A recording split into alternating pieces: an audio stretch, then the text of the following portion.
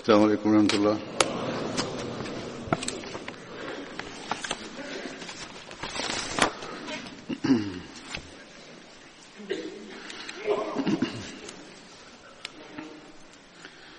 أشهد أن لا إله إلا الله وحده لا شريك له وأشهد أن محمدا عبده ورسوله أما بعد فأعوذ بالله من الشيطان الرجيم بسم الله الرحمن الرحيم الحمد لله رب العالمين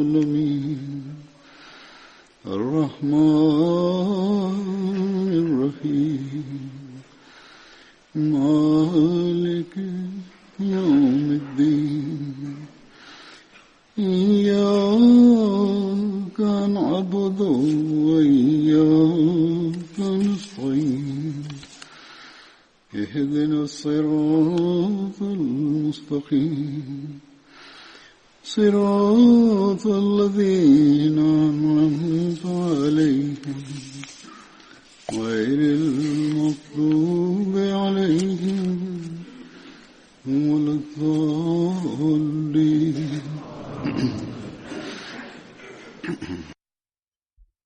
Bismillahirrahmanirrahim. Alifa mtukufu Ayyadahullah Ta'ala bin Nasir Aziz anasema leo tena nitazungumza kuhusu maswahaba walioshiriki katika vita ya Badri.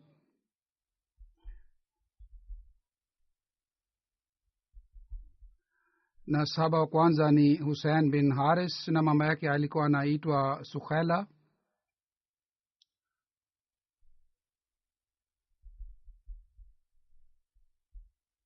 Yeye pamoja na ndugu zake wawili Tufail na Ubaida alihamia Madina,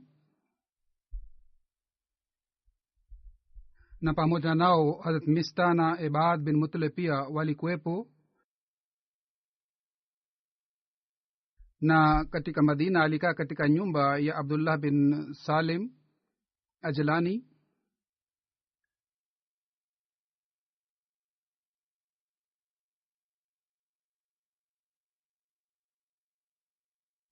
Sawa na riwaya moja,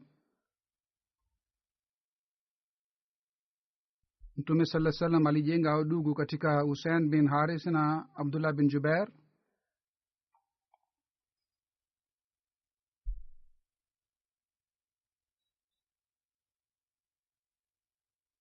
Hazrat Hussein alishiriki katika mapigano yote ikiwemo Badr na Uhud pamoja na Mtume sallallahu alaihi wasallam.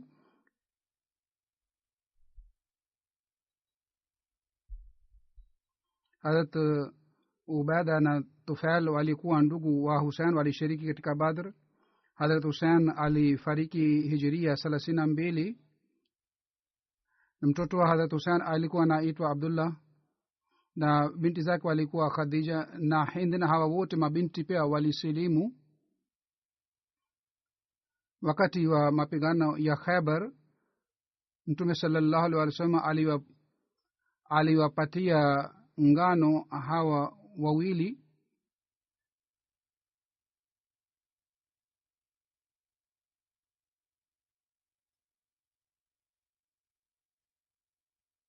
Hawa wote walipewa chakula, yani ngano kutoka kwa Mtume sallallahu alaihi wasallam kwa sababu ya baba yao.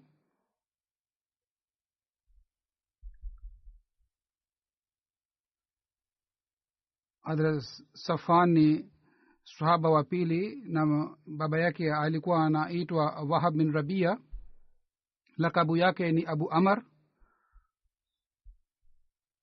Alikuwa kutoka katika kabila la Abu Haris. Baba yake alikuwa anaitwa Wahab bin Rabia, na katika riwaya moja baba yake alikuwa anaitwa Wahab badala ya Wahab, na mama yake alikuwa anaitwa Daad, na alikuwa anajulikana kwa jina la Baydha, ndio maana kwa sababu ya hii Hazrat Safwan alikuwa anaitwa Ibn Baida. Alikuwa ndugu wa Sahal na Suhail.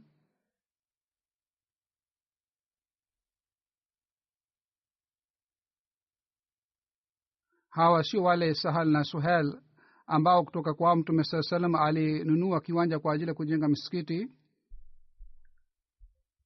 Mtume sallallahu alayhi wasallam alifanya Safwan na Rafi bin Mualla ndugu alipohamia Madina. Na katika riwaya nyingine ni kwamba alifanyiwa ndugu pamoja na Rafwan bin Ajlan. Kuhusu kifo chake pia kuna riwaya mbalimbali. Wengine wanasema Hazrat Safwan katika Badr aliuawa, na katika riwaya nyingine imeelezwa kwamba yeye hakuuawa katika mapigano ya Badr, bali pamoja na mapigano ya Badr alishiriki pamoja na Mtume sallallahu alaihi wa sallam katika mapigano yote. Kuhusu Safwan katika riwaya moja imeelezwa kwamba yeye baada ya mapigano ya Badr alirudi Makka na kisha alikaa muda mfupi kule Makka, na baada tena alihamia Madina. Vile vile riwaya hii pia inapatikana kwamba mpaka ushindi wa Makka aliendelea kuishi Makka badala ya kurudi tena Madina. Hazrat Ibn Abbas anasimulia Mtume sallallahu alaihi wasallam yeye alitumwa katika siria ya Abdullah bin Jash. Wengine wanasema alifariki katika Hijria 18 na wengine wanasema alifariki katika Hijria 38. Kwa yoyote kitu hiki kinathibitika kwamba alishiriki katika mapigano ya Badri.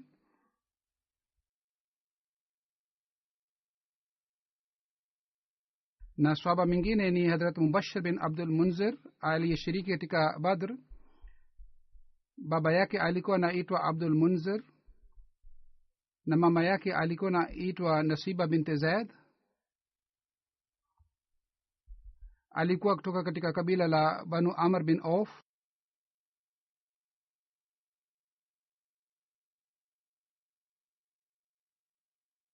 Mtume sallallahu alaihi wasallam alifanya ndugu katika Akil bin Abu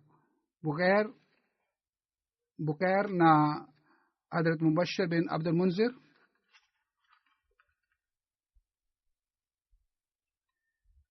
Yani alipohamia Madina Mtume sallallahu alaihi wasallam alifanya yeye na Akil bin Abu Bukair kama ni ndugu. Alishiriki katika mapigano ya Badri na katika mapigano haya aliuawa. Hazrat Sahal bin Abu Lubaba ambaye alikuwa mtoto wa ndugu yake Abu Lubaba, yeye anasimulia Mtume sallallahu alaihi wasallam aliweka sehemu katika mali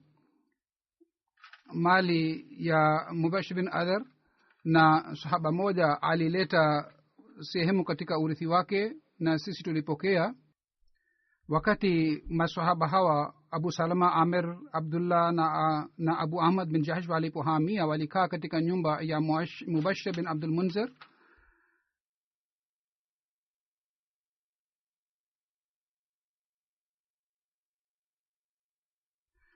Hazrat Mubashir alishiriki katika mapigano ya Badr pamoja na ndugu zake wawili Abu Lubaba na Safa.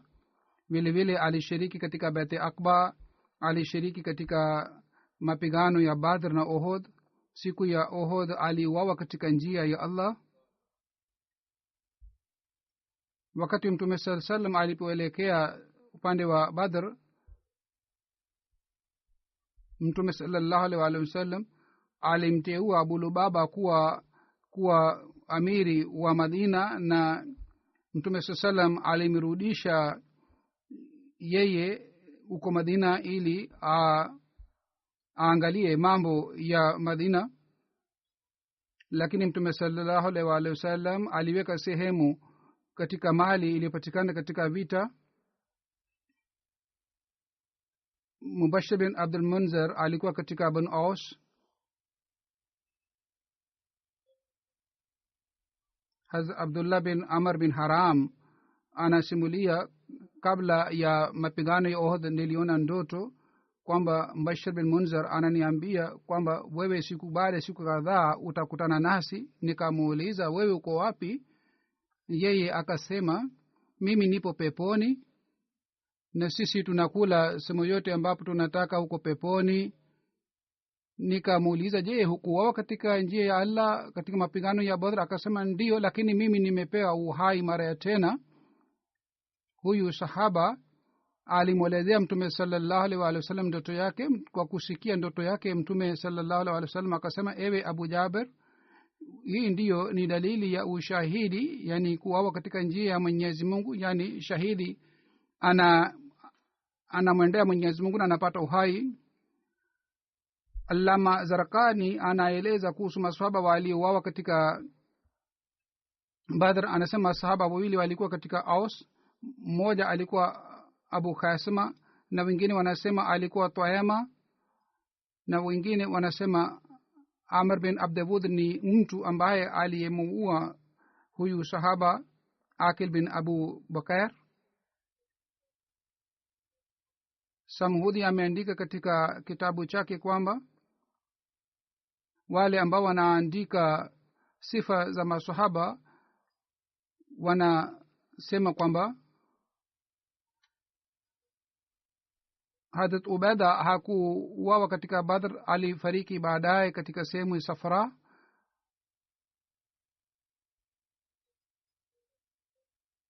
Tibrani ameeleza kwamba Hadrat Ibn Mas'ud anasimulia, bila shaka masahaba wale wa Mtume sallallahu alaihi wasallam waliouawa katika Badr, Mwenyezi Mungu ataweka roho zao katika sura za ndege na watakula peponi.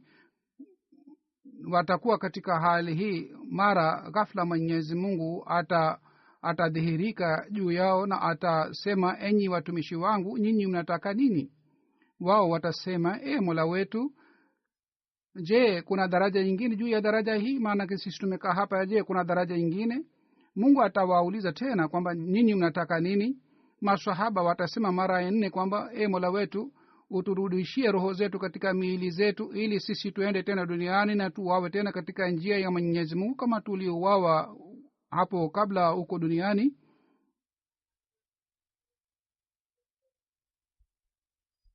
Na sahaba mwingine ni Hazrat Baraka bin Ayas.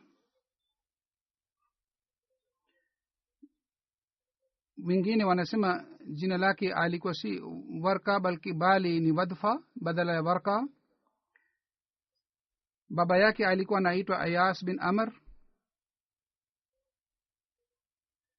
Alikuwa katika Banu Lozan, kabila la Banu Lozan. Sawa na riwaya ya Alama ibn Ishaq, Hazrat Warka pamoja na ndugu zake Hazrat Rabi na Hazrat Amr alishiriki katika mapigano ya Badri, yani pamoja na ndugu zake hawa wawili alishiriki Badri. Hazrat Warka pamoja na Badr alishiriki katika Uhud na Khandaq.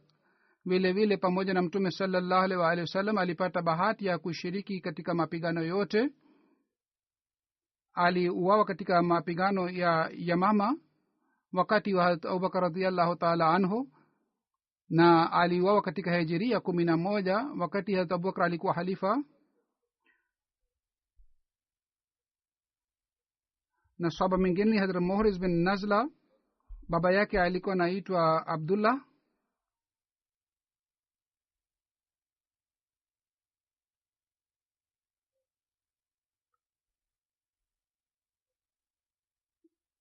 Baba yake alikuwa anaitwa Nazla bin Abdullah, lakini katika riwaya nyingine imeelezwa baba yake alikuwa anaitwa Wahab. Alikuwa na lakabu Abu Nazla, alikuwa rangi nyeupe, na lakabu yake nyingine ilikuwa Fuhera.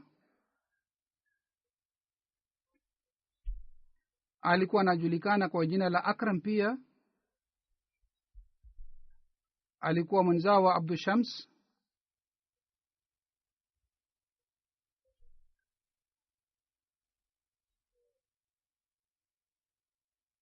Hazrat Muhriz alikuwa kutoka katika kabila la Banu Ghanam. Watu wa kabila hili walisilimu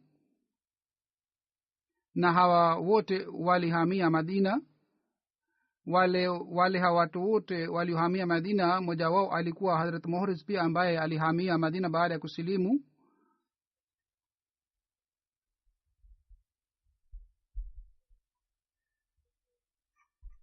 Hazrat Waqidi anasema nilimsikia Ibrahim bin Ismail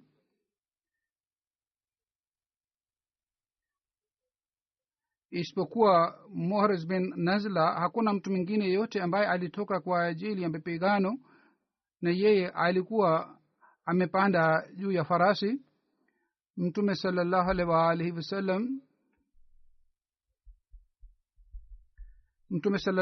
wasallam alifanya ndugu katika Muhriz bin Nazla na Amara bin Hazm.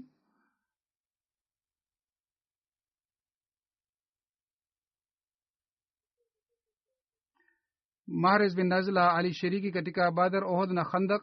Sahal bin Waqid anasema kwamba Muhriz bin Nazla alisema, katika ndoto niliona bingu na nimeona kwamba bingu imefunguliwa kwa ajili yangu mpaka nimeingia ndani yake na mpaka nikafika katika bingu la saba, kisha nikafika mpaka Sidratul Muntaha na nikaambiwa kwamba hapa ni makazi yako. Hazrat Muhriz anasema mimi nikamwambia Hazrat Abubakar Siddiq ndoto yangu, ambaye alikuwa anajua maana ya ndoto. Yeye akaniambia kwamba wewe umepewa bishara ya kuuawa katika njia ya Allah. Kwa hivyo yeye siku moja aliuawa katika njia ya Allah.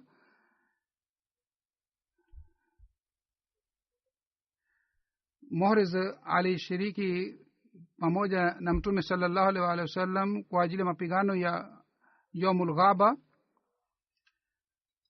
Amr bin Jahshi anasimulia kwamba Hazrat Muhriz bin Nazla aliposhiriki katika Badr, wakati ule umri wake ulikuwa miaka 32, na wakati alipouawa umri wake ulikuwa miaka 36 au 37. Tukio la kuuawa kwake imeelezwa hivi kwamba Hazrat Ayas bin Salama ameeleza riwaya. Katika riwaya yake anasema, baba yangu aliniambia baada ya tukio la Sulh Hudaybiyah sisi tulitoka ili turudi Madina na tukakaa njiani kwa muda mfupi, na kule kulikuwa mlima moja na watu walikuwa kiishi pale, walikuwa washirikina. Mtume sallallahu alaihi wasallam alimwombea ghufira yule mtu ambaye atakayepanda juu ya mlima, ambaye atachunguza na atalinda Mtume sallallahu alaihi wasallam na maswahaba zake, na vile vile yeye ataleta taarifa ya wale watu ambao walikuwa wakiishi pale mlimani, ili maadui wasipate nafasi ya kumshambulia Mtume sallallahu alaihi wasallam. Anasema mimi nilipanda mlimani mara 2 mara 3 kwa ajili ya jukumu hili, kisha tukarudi Madina. Baadaye Mtume sallallahu alaihi wasallam alituma ngamia zake kwa kumpatia Rabaha aliyekuwa mtumishi wa Mtume sallallahu alaihi wasallam. Mimi pamoja na Talha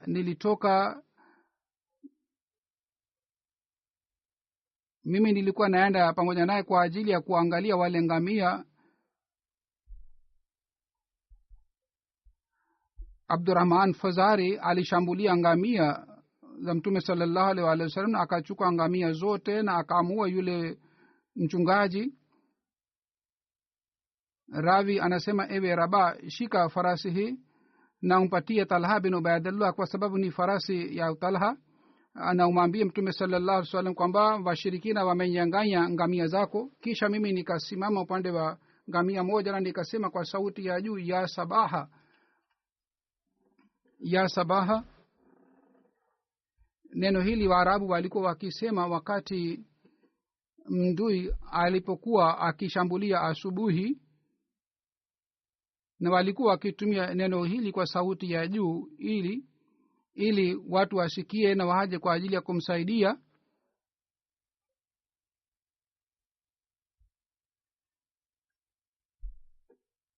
Na waje kwa ajili ya kumsaidia na wamshambulia maadui. Wengine wanasema kwamba wale walikuwa wakipigana usiku walikuwa hawapigani, walikuwa wakirudi katika makazi yao usiku, na asubuhi walikuwa wakipigana na maadui.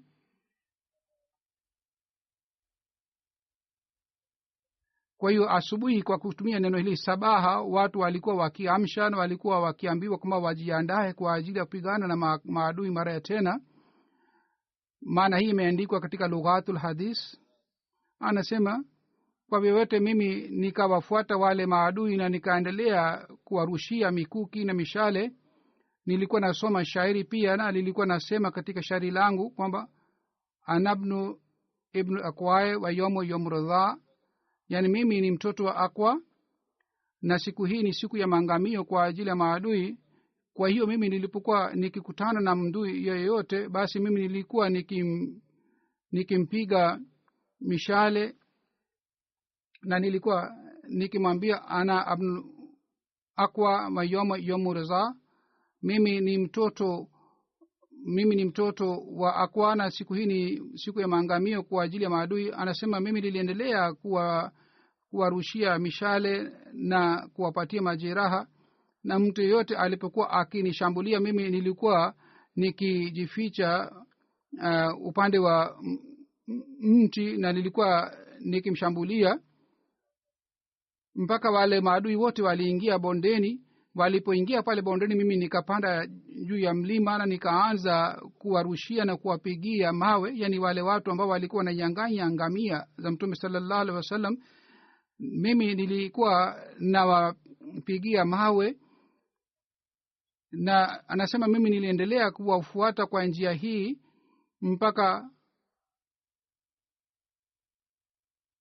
mpaka mimi nikachukua ngamia wote wa Mtume sallallahu alaihi wasallam walionyang'anywa na wale maadui. Mimi niliendelea kurusha mishale na mikuki mpaka wale maadui wakatupa mishale yao na silaha yao ili waweze kukimbia kwa urahisi, yani wakatupa mzigo wa silaha yao ili waweze kukimbia. Anasema kitu chochote walichukua wakitupa nilikuwa nikiweka alama juu yake ili maswahaba waweze kutambua. Mpaka wale watu wote wakaja katika bonde, na kule walikutana na mtu mmoja kule, wakaanza kula chakula na mimi nimekaa mlimani. Fuzari akasema huyu ni nani ambaye namuona? Akasema huyu mtu ametusumbua sana tangu asubuhi, yeye anaturushia mishale na anatushambulia kiasi kwamba yeye amenyang'anya kila kitu kutoka kwetu. Yeye akasema kwamba inatakiwa watu 4 wamwendee, na Salma bin Aqwa anasema watu 4 wakaja na wakanifuata huko mlimani. Walipokuja karibu nami kiasi hiki kwamba niliweza kuzungumza nao, nikawaambia kwamba je, mnanijua mimi ni nani? Wakasema hapana, mimi hatujui wewe ni nani. Wewe ni nani? Akasema mimi ni Salma bin Aqwa.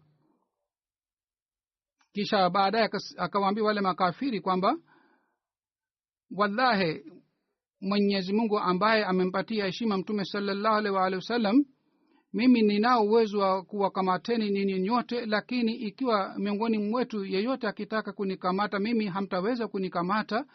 Kwa kusikia hii, mmoja wao katika wale watu 4, mmoja wao akasema kwamba mimi pia nadhani kwamba unayosema ni kweli, sisi hatuwezi kukumata wewe. Kwa hiyo wale wote 4 wakarudi na mimi nikaendelea kukaa huko mlimani mpaka nikasikia na nikaona farasi za Mtume sallallahu alaihi wasallam wanakuja.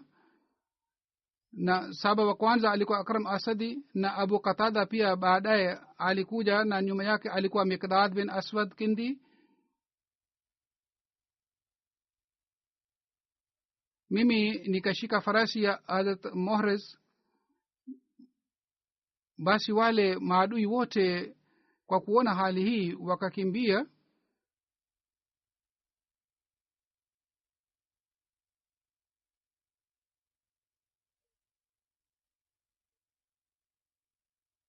Yani wale watu ambao walikuwa wanakula chakula pale, wao walipoona kwamba hawa watu wamekuja karibu, basi kwa kuona hali yao hii wakakimbia. Mimi nikamwambia Hazrat Muhriz, wewe usiende karibu nao isije wakakuua, usubiri mpaka Mtume sallallahu alaihi wasallam aje pamoja na maswahaba zake. Yeye akasema ewe Salama, ikiwa unaamini Allah na siku ya akhira na unaamini kwamba pepo ni haki na moto pia ni haki, basi usiwe kizuizi kati yangu na kati ya kuwawa kwangu. Anasema basi kwa kusikia maneno haya mimi nikamwacha.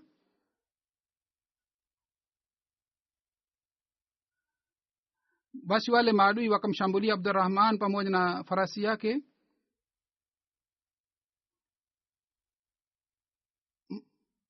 Abdurrahman akamshambulia Muhriz na akamua.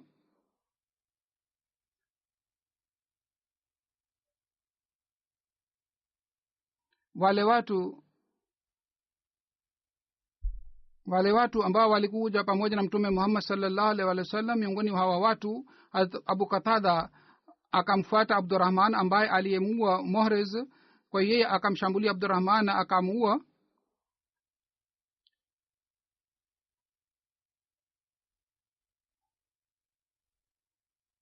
Anasema mimi niliendelea kuwafuata wale maadui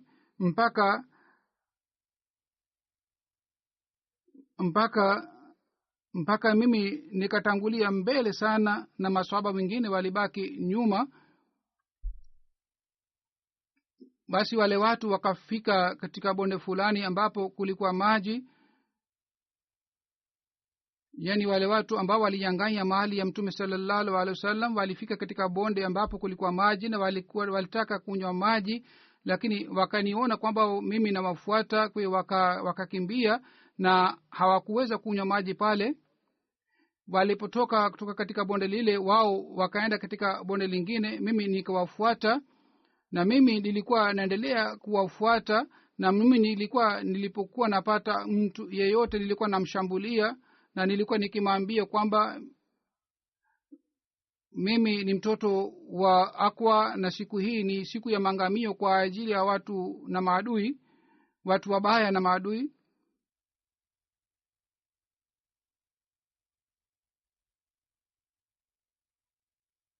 Mtu mmoja katika maadui akasema kwamba wewe je, ni yule Akwa ambaye alikuwa anatufuata asubuhi? Yani wewe ni yule ambaye anatufuata tangu asubuhi? Mimi nikasema ndio, mimi ni yule Akwa ambaye anawafuateni tangu asubuhi. Kwa hiyo wao wakaacha farasi mbili nyuma. Mimi nikashika ngamia hizo farasi hizi mbili na nilimwendea Mtume sallallahu alaihi wasallam.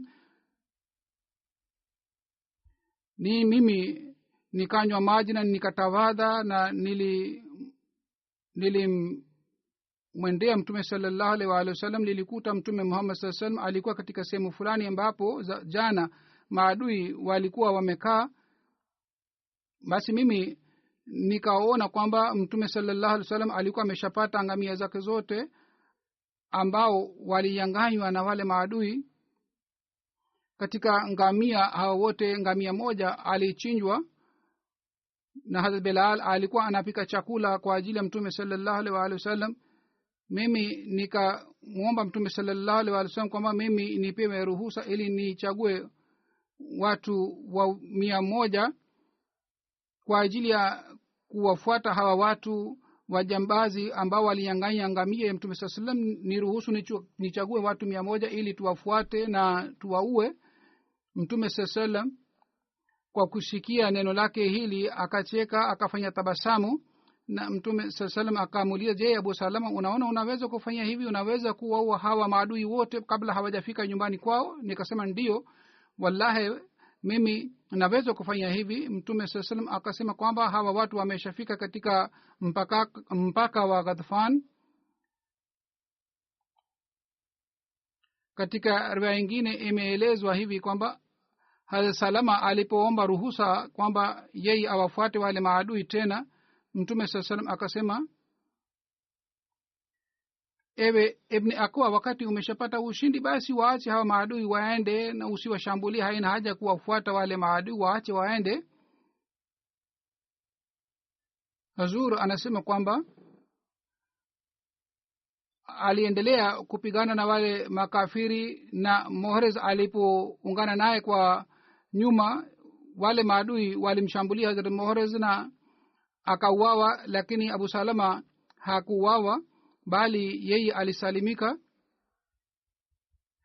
Katika tukio hili ushujaa wake pia unajulikana, namna gani yeye yani Aqwa namna gani alichukua mali yote kutoka kwa wale majambazi ambao walichukua mali ya mtume sallallahu alaihi wasallam. Wakati yeye alipochukua mali kutoka kwao, alipoomba ruhusa kwamba awafuate, mtume sasa akasema kwamba basi waache, kwa sababu sisi tumeshapata mali yetu, haina haja ya kuwafuata na kuwashambulia tena. Huu ni mfano mwema wa mtume sallallahu alaihi wasallam, kwamba mtume sasa alikuwa hataki ukatili na uwaji. Wakati mali ilipochukuliwa kutoka kwa wale majambazi, na wale majambazi walikimbia na wengine walipata majeraha pia, basi mtume sallallahu alaihi wasallam akasema kwamba haina haja ya kupigana nao na kuwafuata, kwa sababu sisi tumeshapata mali yetu. Anasema wakati mtume sallallahu alaihi wasallam alipokuwa ananiambia kwamba nisishambulie, nisiwafuate, wakati ule mtu kutoka katika Bani Ghatfan akaja na akasema kwamba mtu fulani amechinja ngamia kwa ajili yao. Wakati walipokuwa wanachuna ngozi ya ngamia, wakasema kwamba hawa watu wametufuata, kwa hiyo wakakimbia. Asubuhi mtume sallallahu alaihi wasallam akasema kwamba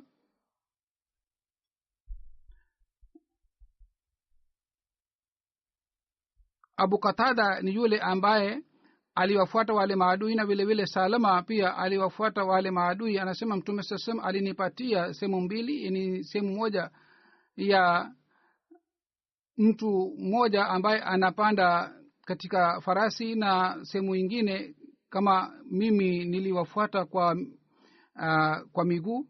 Yani mimi nilipewa sehemu mbili kutoka kwa mtume sallallahu alaihi wasallam.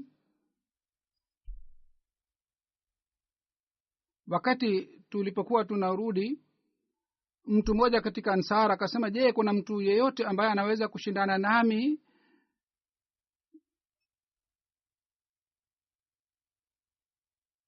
Maswahaba ingawa walikuwa wanashiriki katika mapigano, lakini walikuwa wakitafuta njia mbalimbali za kujiburudisha. Kwa mfano katika mashindano ya aina hii, walikuwa wakifanya mashindano ya aina hii. Kwa hiyo mtu mmoja kutoka katika Ansara akasema, je, kuna mtu yeyote ambaye anaweza kukimbia pamoja nami, ambaye anaweza kunishinda mimi? Alisema maneno haya mara kwa mara. Niliposikia tangazo lake, mimi nikamwambia, je, huheshimu mtu mwenye heshima? Je, wewe huogopi kutoka kwa mzee? Akasema, hapana, mimi simwogopi mtu yeyote isipokuwa mimi namwogopa mtume sallallahu alaihi wasallam. Zaidi ya mtume sallallahu alaihi wasallam mimi simwogopi mtu yeyote. Nikasema, ewe mtume Muhammad sallallahu alaihi wasallam, niruhusu mimi nifanye mashindano na huyu mtu. Mtume sallallahu alaihi akasema, sawa, unaweza kufanya mashindano naye na unaweza kukimbia naye. Basi mimi nikamwambia yule mtu ambaye alikuwa anatangaza, anasema mimi nikakimbia na nikafanya mashindano pamoja naye, nikamfuata. Yani yeye alikuwa nakimbia na mimi nilikuwa namfuata. Yule mtu alikuwa mahiri wa kukimbia na alikuwa akikimbia sana. Mimi nikamfuata na nikamwambia kwamba wewe umebaki nyuma. Yani mimi nikapita mbele yake na yeye akabaki nyuma, na nikamwambia wewe umebaki nyuma, mimi nimepata ushindi juu yako. Anasema sisi tulikaa siku 3 Madina. Baadaye tulitoka katika safari ya Khaybar pamoja na mtume sallallahu alaihi wasallam. Katika Tabri imeelezwa kwamba Hazrat Asim bin Abu Qatada anasimulia katika mapigano ya Ziqarad,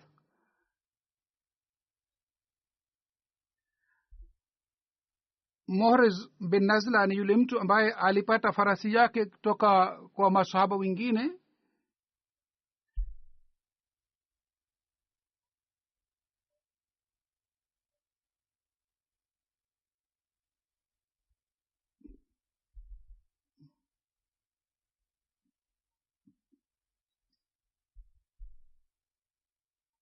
Wakati tangazo hili lilipotangazwa kwamba watu wamenyang'anya mali ya mtume sallallahu alaihi wasallam, kulikuwa farasi ya Mahmud bin Maslama, farasi yake akaanza kukimbia.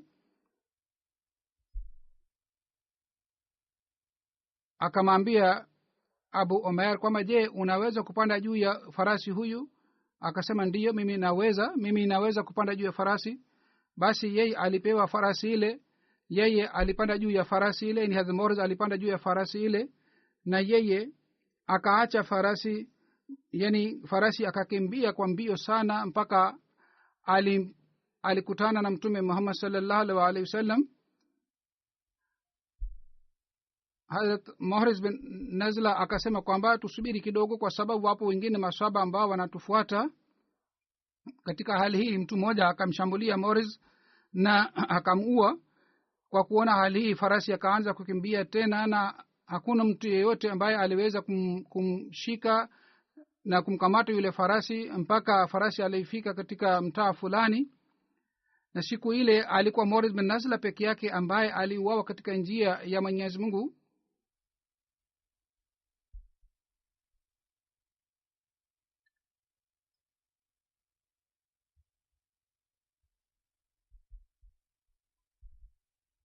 Katika riwaya nyingine imeelezwa kwamba wakati Hazrat Morris bin Nazla alipouawa alikuwa amepanda juu ya farasi ya Ukasha bin Mason si juu ya farasi ya Muhammad bin Maslama. Basi mtume sallam aliondoka tena na akafika katika mlima wa Zikarad na masahaba wote pia walifika kule. Mtume sallam alikaa kule siku moja na usiku moja. Salma bin Aqwa muomba mtume sallallahu alaihi wasallam kwamba ikiwa unanipatia watu 100 basi mimi nitawafuata hawa maadui ambao wamenyang'anya mali yako na nitachukua mali yote ingine. Mtume sallallahu alaihi wasallam akasema kwamba haina haja ya kuwafuata hawa wameshafika katika mpaka wa Ghatafan. Kwa hiyo mtume sallallahu alaihi wasallam aliwapatia mali wale maswahaba wote na maswahaba walichinja ngamia moja kwa ajili ya kula chakula. Baadaye mtume sallallahu alaihi wasallam alirudi Madina na mtume sallallahu alaihi wasallam aliwaacha wale majambazi ambao walinyang'anya mali hakuwafuata. Na katika tukio hili ni Hazrat Morris peke yake ambaye aliuawa na maswahaba wengine wote walisalimika. Kisha sahaba mwingine ni Hazrat Suhaib bin Saad na jina lake ni Suwayt bin Harmala.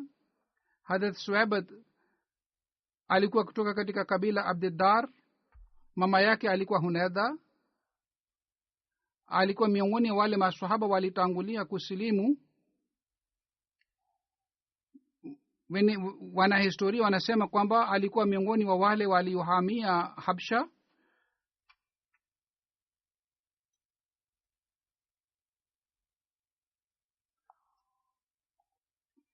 Hazrat Suhaib alihamia Madina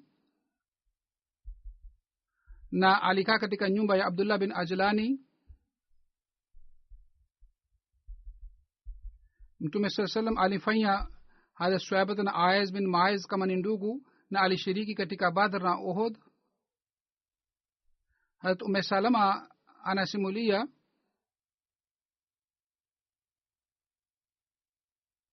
Hazrat Abubakar mwaka moja kabla ya kufariki kwa mtume sallallahu alaihi wasallam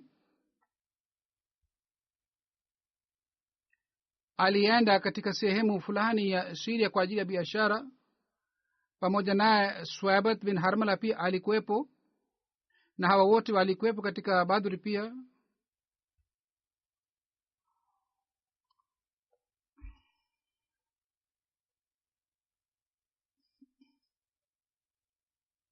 Suhaib akamwambia Nu'man nipatie chakula. Yani alikuwa ameteuliwa kuwa kiongozi juu ya chakula kilichokuwa kinachukuliwa kwa ajili ya safari. Kwa hiyo akamwambia yule mtu kwamba unipatie chakula. Akasema kwamba mimi sitakupatia chakula mpaka Abubakar aje.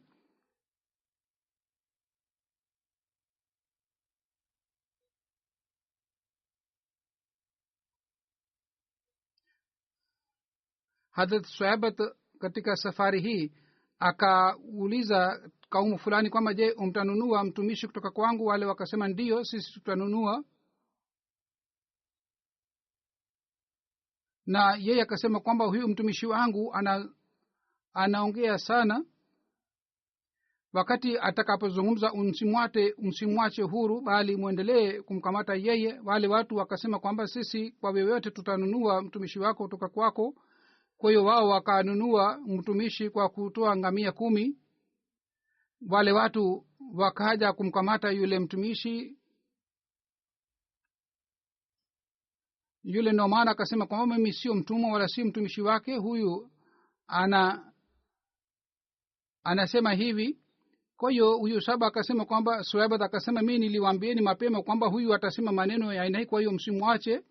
Wakati Abubakar aliporudi na watu wakamwambia kuhusu tukio hili, Abubakar akawafuata na akawapatia ngamia na akamchukua Noman tena, yani akamrudisha Noman tena, na yeye akasema kwamba huyu sio mtumwa bali sio mtumishi bali ni mtu ambaye anaye huru.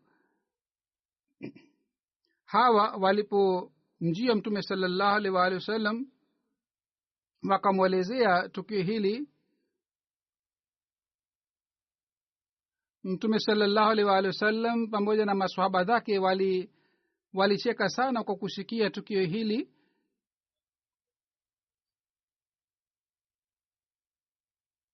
Tukio hili limeelezwa kwa njia hivi pia katika vitabu kwamba aliyemuuza yule mtumwa alikuwa si Hazrat Suaibat bali alikuwa mtu mwingine. Hazur anasema baada ya kueleza kuhusu maswahaba hawa, nataka kueleza jambo lingine kwa fupi sana,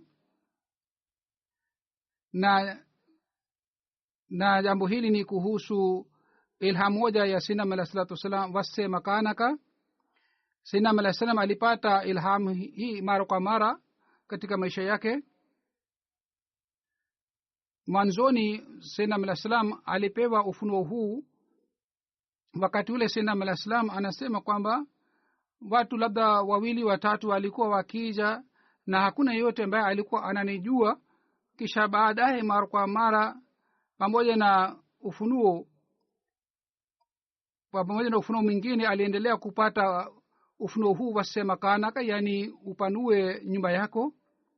Pamoja na hii alipata ilham za aina mbalimbali. Katika ilham hizi Mwenyezi Mungu alieleza kuhusu fadhila zake na alimbashiria Sayyidina alayhi salatu wasallam kwamba atapata fadhila kutoka kwa Allah.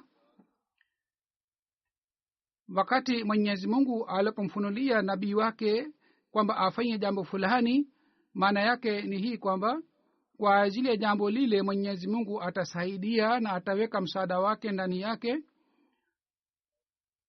Vile vile Mwenyezi Mungu atamrahisishia jambo lile na jambo lile litakamilika bila tabu, na huu ndio ni uzoefu wetu. Historia ya jumuiya pia ni shahidi kwamba kwa shani kubwa ilham hii ilitimia na Mungu anaendelea kutimiza ufunuo huu. Sisi ambao ni watumishi wadogo wa Sayyidina alayhi salatu wasalam, sisi pia sawa na ufunuo huu tunakuta kwamba ufunuo huu unatimia mara kwa mara. Kila ufunuo wa Sayyidina alayhi salatu wasalam na kumfunulia Sayyidina alayhi salatu wasalam wakati wote kwa njia yoyote, kwa hakika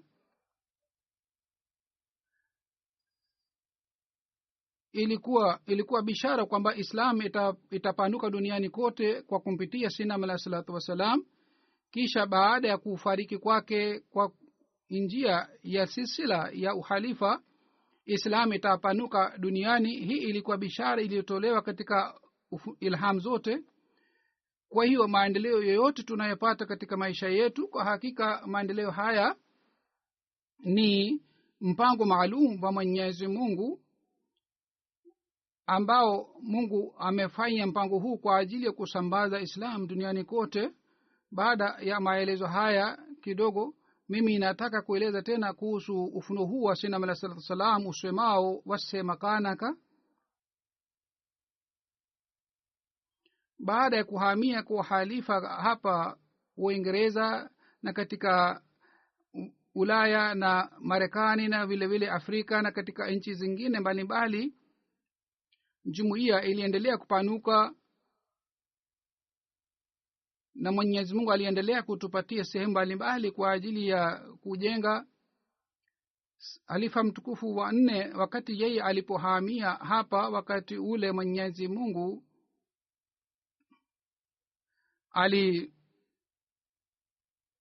alituonyesha msaada wake maalum, na katika Islamabad jumuiya ilipata nafasi ya kununua shamba la ekar 23 na baadaye ekar 6 ziliongezwa katika ekar hizi 25 na jalsa salana ilikuwa ikifanyika pale.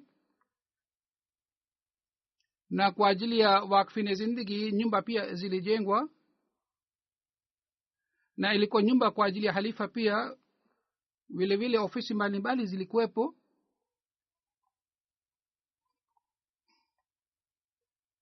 na msikiti mdogo pia ulijengwa pale.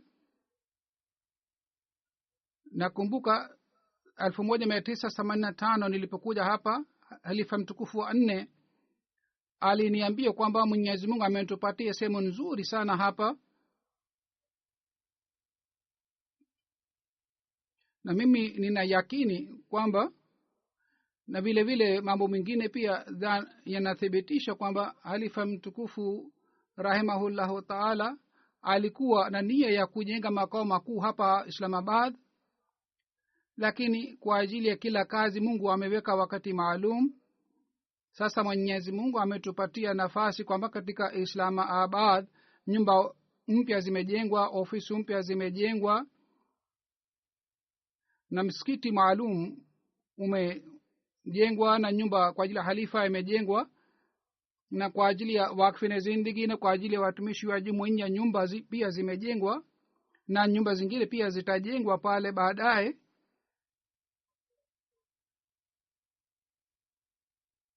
Katika mji wa London nyumba zilitumiwa kama ni ofisi kwa ajili ya jamaat, na ilikuwa shida, vyumba vilikuwa vidogo sana, na kwa taabu sana ofisi hizi zilikuwa zikafanya kazi, lakini kazi kwa sababu imepanuka sana na vyumba hivi vilikuwa vidogo sana.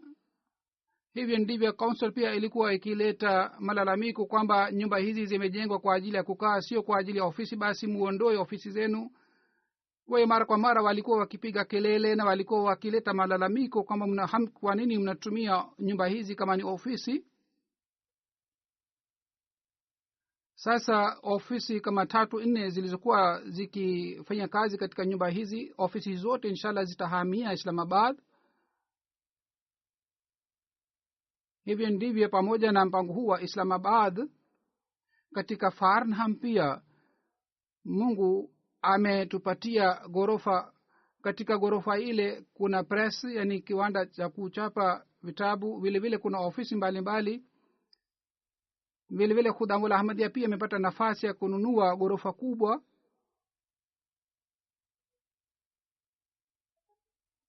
Kabla ya hii sehemu ilinunuliwa katika Hadikatul Mahdi kwa ajili ya jalsa salana, na shamba hii ni ekar 200. Kisha Jamia Ahmadiyya ambayo zamani ilikuwa katika London baadaye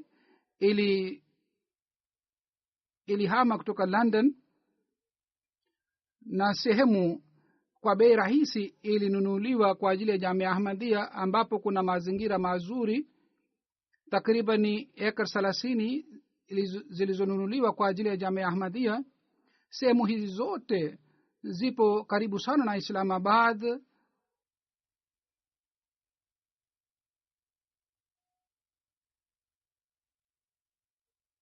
Sisi hatukufanya mpango kwa ajili ya kununua sehemu hizi zote, bali huu ulikuwa mpango maalum wa Mwenyezi Mungu, kwamba Mungu alitupatia sehemu hizi katika sehemu moja, na sehemu hizi zote zipo karibu sana.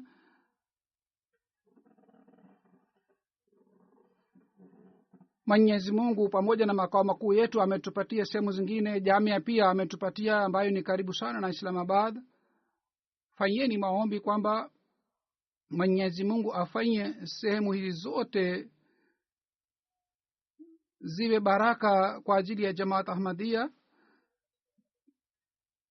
Kama nilivyosema kwamba kule Islamabad nyumba ya khalifa pia imejengwa na ofisi zimejengwa na msikiti mkubwa umejengwa. kwa hiyo mimi nitahama kutoka London siku zijazo, na mimi nitahamia Islamabad baada ya siku chache.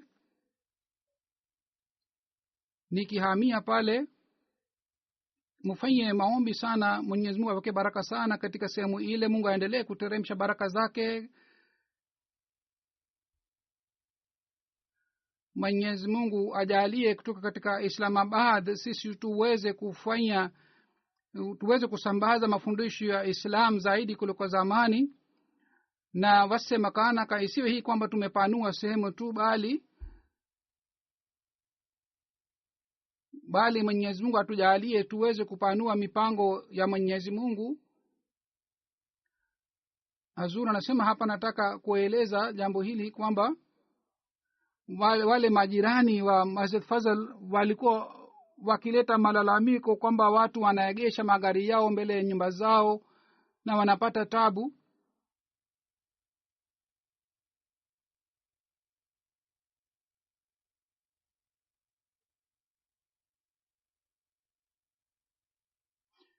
Kwa hiyo sasa majirani ambao wanaishi karibu na Islamabad, wao wasipate malalamiko ya aina hii. Msilete usumbufu kwa ajili yao.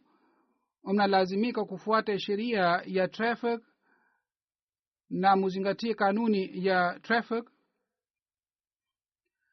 Ikiwa kuna swali kuhusu Ijumaa, inshallah nitakuja hapa Baitul Futuh kwa ajili ya kuongoza swala ya Ijumaa.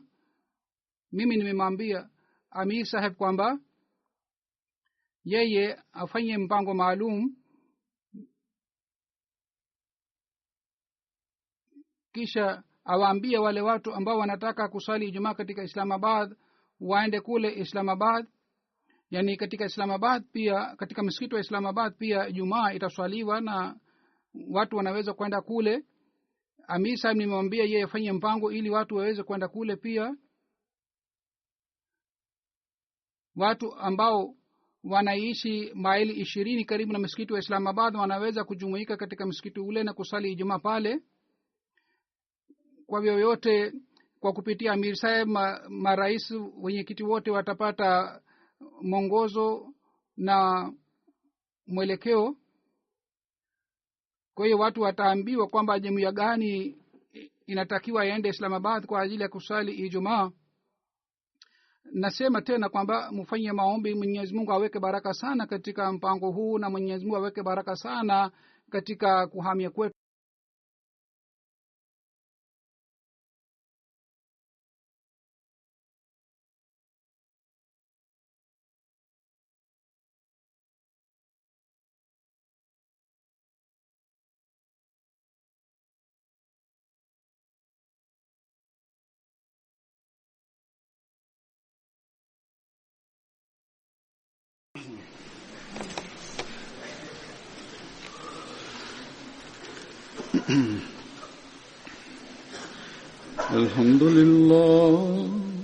الحمد لله نحمده ونستعينه ونستغفره ونؤمن به ونتوكل عليه ونعوذ بالله من شرور أنفسنا ومن سيئات أعمالنا. من يهده الله فلا مضل له ومن يضلل فلا هادي له. ونشهد أن لا إله إلا الله ونشهد أن محمدا عبده ورسوله. عباد الله رحمكم الله، إن الله يأمر بالعدل والإحسان وإيتاء ذي القربى وينهى عن الفحشاء والمنكر والبغي يعظكم لعلكم تذكرون. اذكروا الله يذكركم وادعوه يستجب لكم ولذكر الله أكبر.